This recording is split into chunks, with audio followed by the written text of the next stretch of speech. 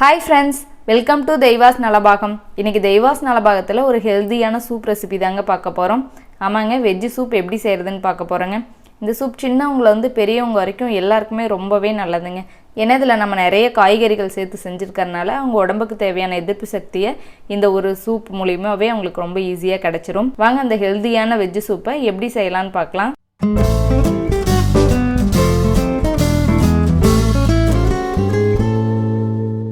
First இந்த recipe செய்யறதுக்கு stove on பண்ணி ஒரு pan ஹீட் பண்ணிக்கோங்க. pan ஹீட் ஆனது இதுல 1 டேபிள்ஸ்பூன் அளவுக்கு வெண்ணெய் எடுத்து வச்சிருக்கேன். இது உள்ள சேர்த்துக்கலாம்.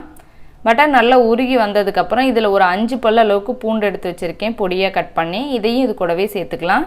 சேர்த்துட்டு வெண்ணெயிலே ஒரு வாட்டி நல்லா வதக்கிக்கலாம். இந்த பூண்டு சேர்த்து இந்த வெண்ணெயில வதக்கும்போது ஃப்ளேவர் ரொம்பவே சூப்பரா இருக்கும். இந்த அளவுக்கு பூண்டு நல்லா வதங்கிருச்சு. இப்போ இதுல வந்து நம்ம வெங்காயம் சேர்த்துக்கலாம். நான் சின்ன சைஸ் வெங்காயமா வந்து ஒரு வெங்காயம் கட் பண்ணி சேர்த்துக்கறேன் பொடியா. நீங்க பெரிய சைஸ் வெங்காயமா இருந்துச்சு அப்படினா ஒரு பாதி வெங்காயத்தை கட் பண்ணி சேர்த்தாவே போதும். சேர்த்துட்டு இது நல்லா ரொம்ப ஃப்ரை பண்ணனும்னு அவசியம் கிடையாது. ஜஸ்ட் கண்ணாடி பதம் வந்தா போதும். இந்த அளவுக்கு வதக்கினா போதும். இப்போ இதல நம்ம காய்கறிகள்லாம் சேர்த்துக்கலாம். இதல நான் ஒரு 5 பீன்ஸை நல்லா பொடியா கட் பண்ணி வச்சிருக்கேன். இதை இதல சேர்த்துக்கலாம். இது கூடவே வந்து சின்ன சைஸ் கேரட்டை இதே மாதிரியே பொடியா கட் பண்ணி வச்சிருக்கேன். இதையும் இது கூடவே சேர்த்துக்கலாம். இதல நல்லா ஒரு கைப்பிடி அளவுக்கு முட்டைக்கோஸ் நல்லா ஸ்லைஸா அரிஞ்சு வச்சிருக்கேன். இதையும் இது கூடவே சேர்த்துக்கலாம். நான் இந்த காய்கறிகள் மட்டும் தான் எடுத்துர்க்கேன். நீங்க விருப்பப்பட்டா இது கூடவே இன்னும் நிறைய உங்களுக்கு பிடிச்ச காய்கறிலாம் சேர்த்துக்கலாம். பட்டாணி சேர்த்துக்கலாம், கார்ன் சேர்த்துக்கலாம், அப்புறம் காலிஃப்ளவர் சேர்த்துக்கலாம். உங்களுக்கு விருப்பப்பட்ட காய் எல்லாமே சேர்த்துக்கலாம். இப்போ இதுக்கு தேவையான அளவுக்கு உப்பு சேர்த்துட்டு நல்லா ஒரு நிமிஷத்துக்கு நல்லா வதக்கி விட்டுருங்க. இந்த வெண்ணெயிலே வந்து நல்லா கொஞ்சம் வதங்கி வரட்டும் காய். இந்த அளவுக்கு நல்லா வதங்கினதுக்கு அப்புறம் சூப்புக்கு தேவையான அளவுக்கு நம்ம தண்ணி ஊத்திக்கலாம். நான் 2 கப் அளவுக்கு தண்ணி சேர்த்துக்கறேன். சேர்த்துட்டு எல்லாம் நல்லா ஒரு வாட்டி கலந்து விட்டுட்டு ஒரு மூடி போட்டுட்டு இது ஒரு 10 நிமிஷத்துக்கு நம்ம வந்து குறைவான தீயில வச்சு நம்ம வேக வச்சுக்கலாம். நல்லா இந்த 10 நிமிஷம் காய்கறி எல்லாம் நல்லா வெந்து வரட்டும். அதுக்குள்ள நம்ம வந்து ஒரு பவுல்ல 1 டேபிள்ஸ்பூன் அளவுக்கு நான் கார்ன்ஃப்ளவர் மாவு எடுத்துர்க்கேன். இந்த மாவை சேர்த்துட்டு இது கூடவே கொஞ்சம் தண்ணி சேர்த்து நல்லா வந்து கட்டி இல்லாம கரைச்சி வச்சுக்கலாம். நீங்க வந்து கார்ன்ஃப்ளவர் மாவுக்கு பதிலா மைதா மாவு கூட சேர்த்துக்கலாம். இத வந்து இந்த சூப்ல சேர்த்துக்கும்போது சூப் கொஞ்சம் திக்கா இருக்கும். நமக்கு குடிக்கிறதுக்கு நல்லா இருக்கும். டேஸ்டும் சூப்பரா இருக்கும்.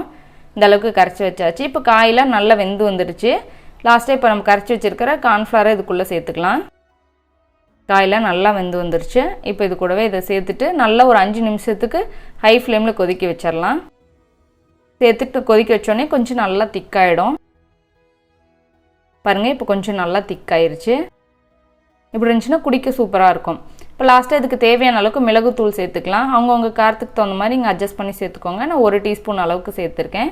சேர்த்துட்டு நல்லா ஒரு வாட்டி கலந்து விட்டுறலாம்.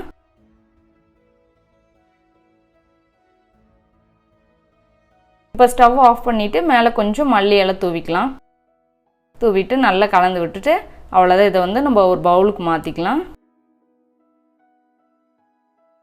நம்ம வெஜ் சூப் ரொம்ப குயிக்கா சீக்கிரமா ரெடி ஆயிருச்சு. ரொம்பவே டேஸ்ட் சூப்பரா இருக்கும், ஹெல்தியாவும் இருக்கும். நீங்களும் ட்ரை பண்ணி பாருங்க. உங்களுக்கு பிடிச்சிருந்துச்சுன்னா லைக் பண்ணுங்க, உங்க ஃப்ரெண்ட்ஸ்க்கும் ஷேர் பண்ணுங்க. நம்ம தெய்வாஸ் நலபாகம் சேனலுக்கு சப்ஸ்கிரைப் பண்ணிக்கோங்க.